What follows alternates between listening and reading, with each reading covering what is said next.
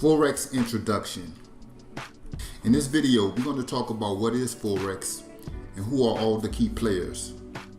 The foreign exchange market, also known as Forex, FX, or the currency market, is a global decentralized market for trading of currencies. This includes all aspects of buying, selling, exchanging currencies at current or determined prices. And it's a $5 trillion a day industry. Yes, over $5 trillion a day get exchanged. And how big is that? Well, if you look at this chart and look at the other markets, starting from the left, you see that the New York Stock Exchange do about $28 billion a day. The equities market do about $191 billion a day. The futures market, $437 billion. But look at the FX market. Over $5 trillion a day get exchanged. That's huge. It's the largest financial market in the world. That's why they say money make the world go round. We trade money. Who are all the key players? Well, you have individual traders like you and I, also known as the retail traders. You have central banks, commercial banks, investments and hedge funds, firms, corporations, and financial institutions. These are all the players in the market. And unlike the stock market, the foreign exchange market does not have a physical central exchange like the New York Stock Exchange. Without a central exchange, currency exchange rates are made or set by market makers. Banks constantly quote a bid and ask price based on anticipated currency movement taking place, and that's what makes the market. Major banks handle very large forex transactions, often in the billions of units. These transactions cause primary movement of currency prices in the short term, and this is what we take advantage of. Other factors contribute to the currency exchange rate, and these include forex transactions made by smaller banks, hedge funds, companies, forex brokers, and traders. Many companies involved in forex transactions due to their need to pay for product and services supplied from other countries which use a different currency. Forex traders, on the other hand, use forex transactions of much smaller volume in comparison to banks to benefit from anticipated currency movement by buying cheap and selling at a higher price, or vice versa, to make a profit. We are the retail traders. This is done through a forex broker who acts as a mediator between a pool of traders and also between themselves and the banks. Central banks also play a role in setting currency exchange rate by altering interest rates. By increasing interest rates, they stimulate traders to buy their currency as it provides a higher return on investment, and this drives the value of the corresponding central bank's currency higher with comparison to other currencies. That's why it's important to pay attention to news like FOMC. Banks and market makers. If you look at this chart, this is basically how the system is set up. If you look at the far left, you see the trader. That's you and I. In the middle is the broker. We sign up with a broker and they quote us currency prices, the bid and ask price. They get those prices from the banks who also quote bid and ask price. So they get a bid and ask price from the banks, and then they quote us a bid and ask price to make a profit. And this is how we trade, through the market makers. And to be honest with you, these people could be ruthless.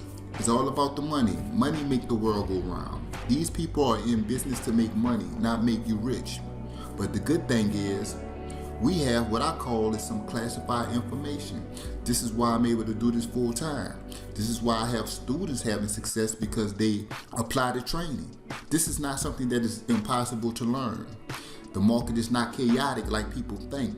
Once you understand how these people control the market, their cycle, and why they do what they do, you think like them, and then you're able to trade like them. That means you're able to make profit like them. See, even though we are retail traders, we do not want to think and trade like retail traders. We want to think and trade like the banks and the market makers. And this is the information I'm about to share with you. Now, with that being said, I'm going to go over some basic information. This stuff is not complicated.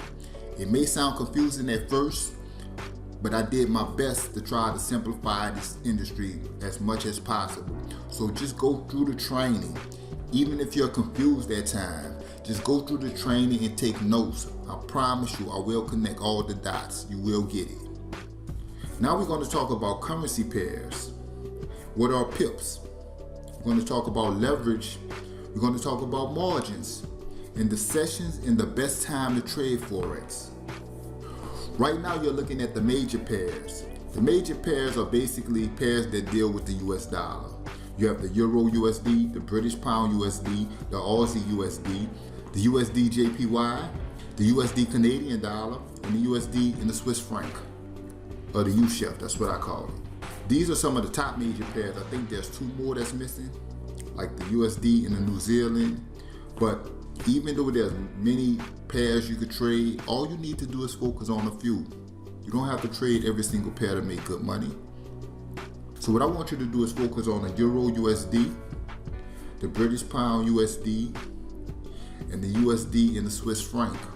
Okay, so that's the top two pairs and the one at the bottom.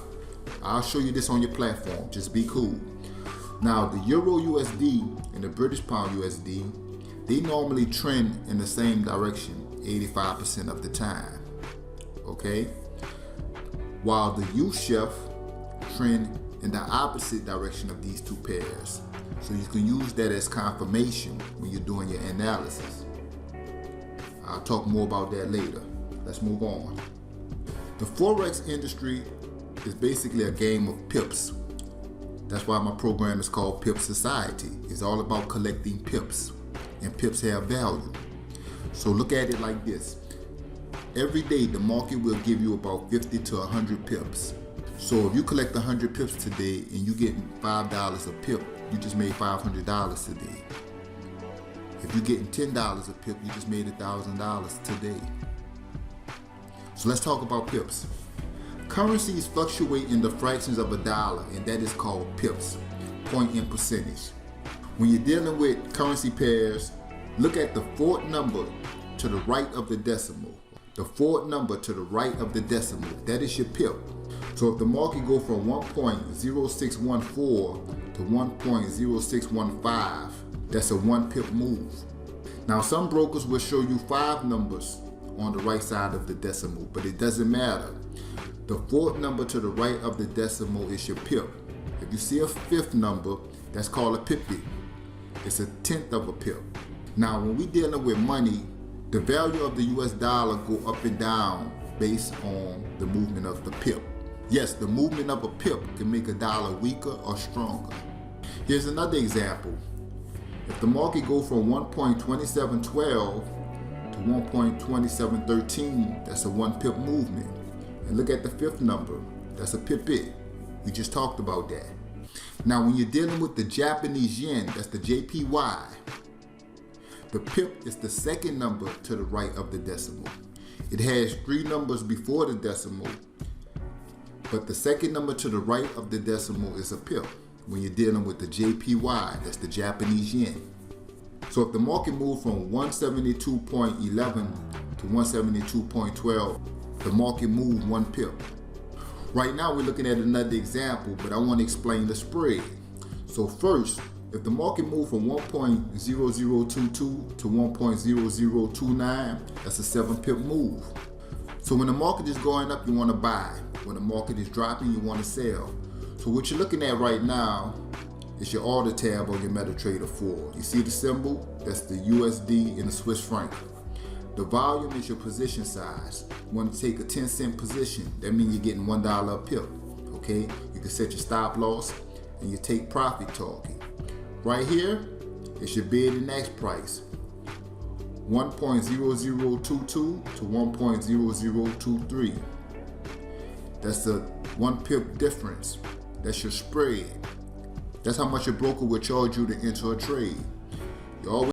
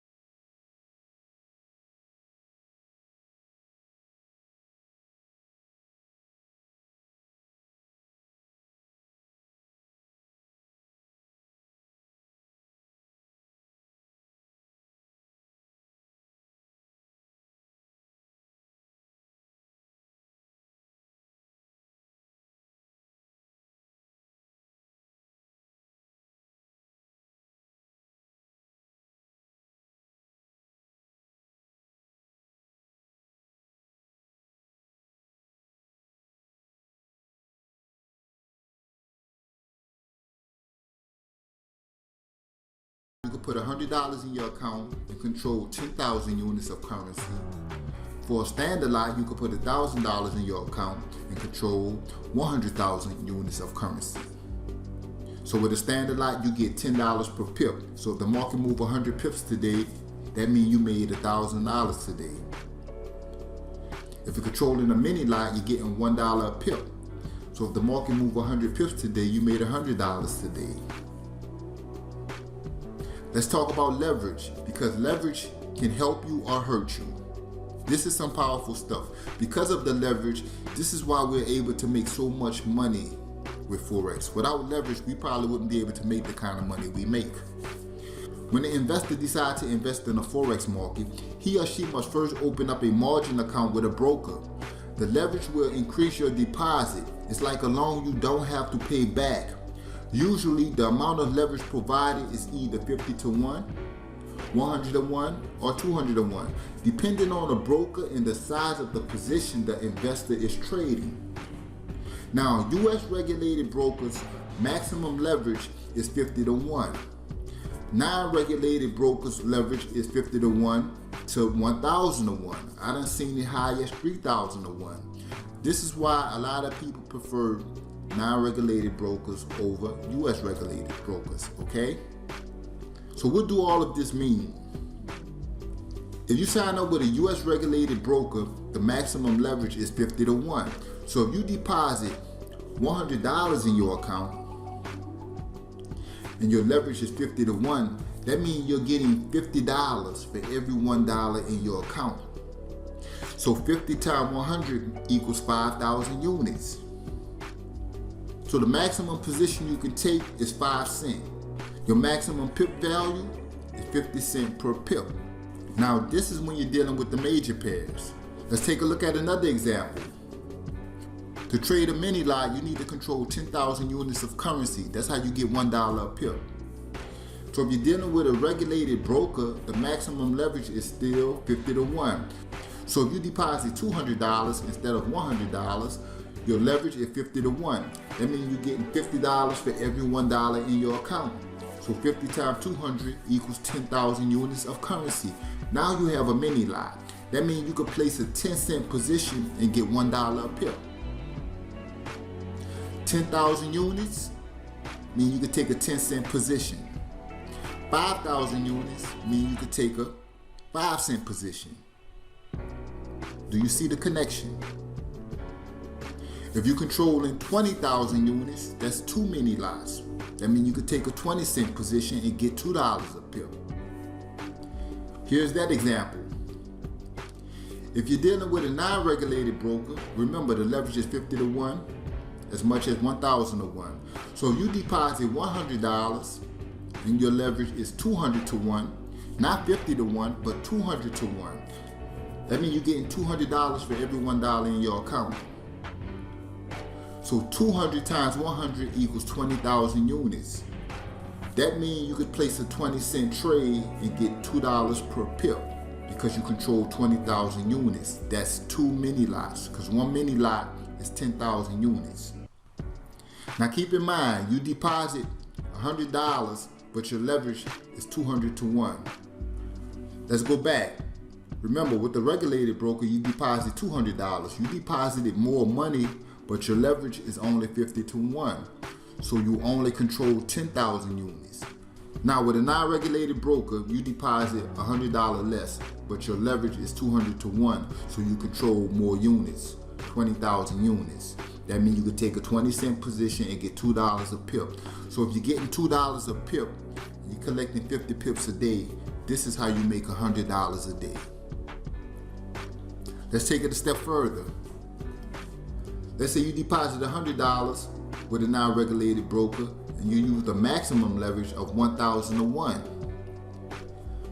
Now you're getting $1,000 for every $1 in your account. Remember, that $1,000 is just a loan. It's not something that you could withdraw, okay? It's just a loan for you to trade. Now we multiply 1,000 times 100, which is 100,000 units. That's a standard lot. Remember, for a standard lot, you need to control 100,000 units.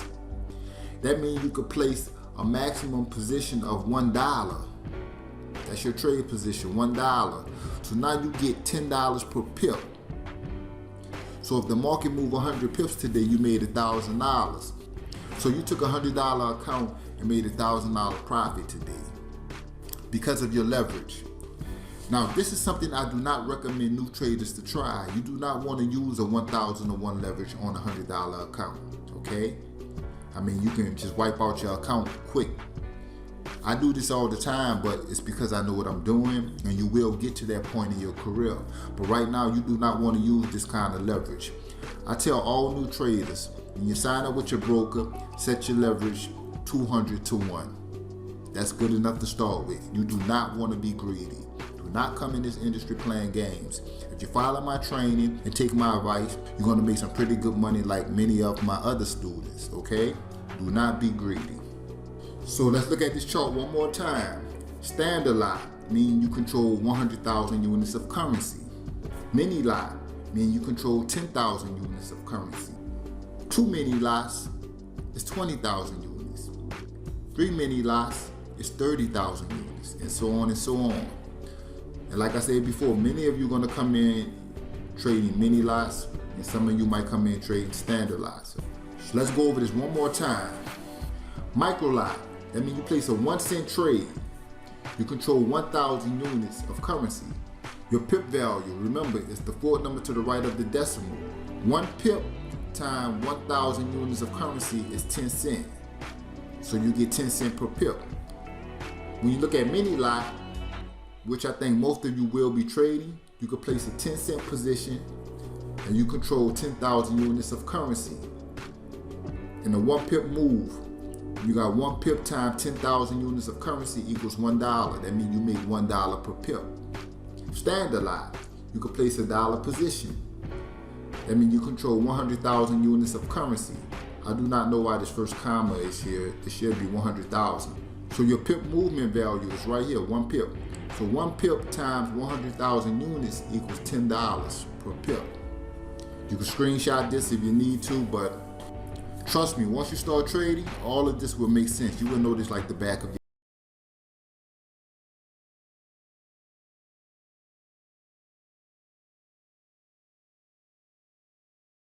And now you have your account lot size.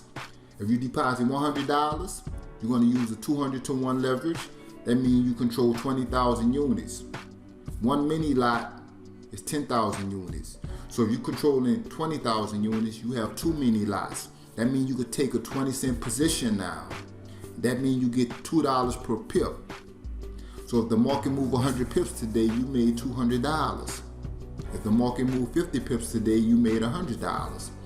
I suggest that everybody try to come in with at least $250 to $500 to get a decent return.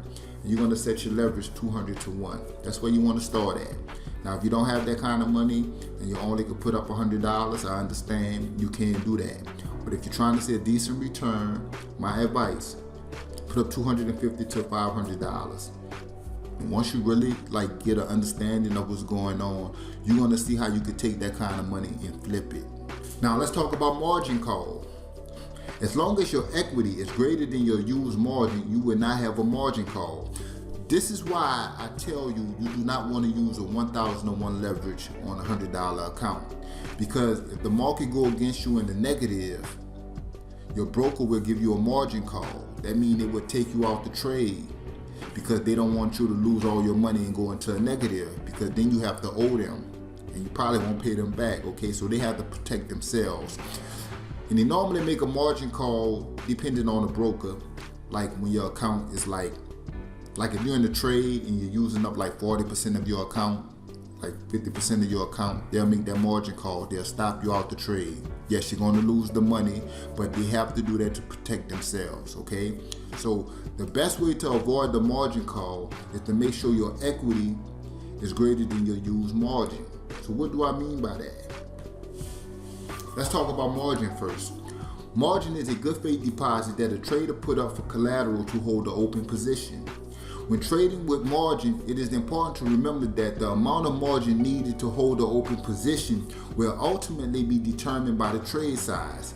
If the trade size increases, your margin requirement will increase as well. Look at this chart. Right now you're looking at the bottom of the MetaTrader 4 platform. As you can see, here's your balance and here's your equity. In the red box you have your margin, you have your free margin, and you have your margin level. Above that, you see type. You're in the buy position. Your trade size is 10 cents. What is this, a mini lot or a standard lot? That's a 10-cent position. It's a mini lot. That means they're controlling 10,000 units, so they get $1 per pip. They're trading the Euro USD. That's a major pair, okay? This price is where they enter the trade. So this is some stuff that you'll have to get used to and learn. Okay, so now, margin is the amount of money required to open a trade. Free margin is the amount of money in your account available to open a new trade based on your current margin used in equity. So equity minus margin equals free margin. Free margin available will increase or decrease depending on the profit or loss of your open position. Margin level is the amount that has to be maintained by the trader with their broker in order to trade. So you do not want to over leverage your account. And I'm going to talk about that when we get to the platform. But you do not want to over leverage your account because you'll get that margin call. Even though you're right about the trade, your account went in negative for maybe about 5 minutes and it was like too much negative. Okay, you got $100 in your account and you're negative $50. Yeah, they're going to give you that margin call and they're going to take that money. And then the trade end up going in your favor and you mad. Okay, but I'm going to show you how to avoid all of that, okay? Trust me, y'all got your hands on some classified information. Just be patient, be cool, go through this training. I'm going to show you some powerful, life-changing stuff.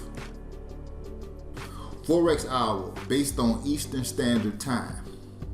There are only 2 sessions I trade, the London and the New York session. The Sydney and the Tokyo session is where most traders lose a lot of money. Okay, if you are new, you do not want to trade the Sydney and Tokyo session. Every day at 5 p.m. Eastern Time is the new day in the Forex market. That's 5 p.m. Eastern Time. And the first session is the Sydney session. Okay, it starts at 5 p.m. Eastern and it closes at 2 a.m. Eastern. Then the next session that opens is the Tokyo session, also known as the Asian session. It opens at 7 p.m. Eastern Time and it closes at 4 a.m. Eastern Time. So from 7 p.m. Eastern Time to 2 a.m. Eastern Time, the Tokyo and the Sydney session overlap. But these are 2 sessions you do not want to focus on. That's the accumulation phase. And I'll talk more about that. Now London is the currency mecca. The London session is where a lot of traders make a lot of money. The London session opened at 3 a.m. Eastern Time and closed at 12 p.m. Eastern Time. The next session, that's the biggest thing popping, is the New York session. It opens at 8 a.m. Eastern Time and closes at 5 p.m. Eastern Time. Then the new day starts, the Sydney session. At 8 o'clock a.m. to 12 o'clock p.m. Eastern Time, the London and the New York session overlap. They're open together. So if the 2 biggest currency markets are open, what you think gonna happen? A lot of action, a lot of money is being made. This is the best time to trade, 8 a.m. Eastern Time to 12 p.m. Eastern Time.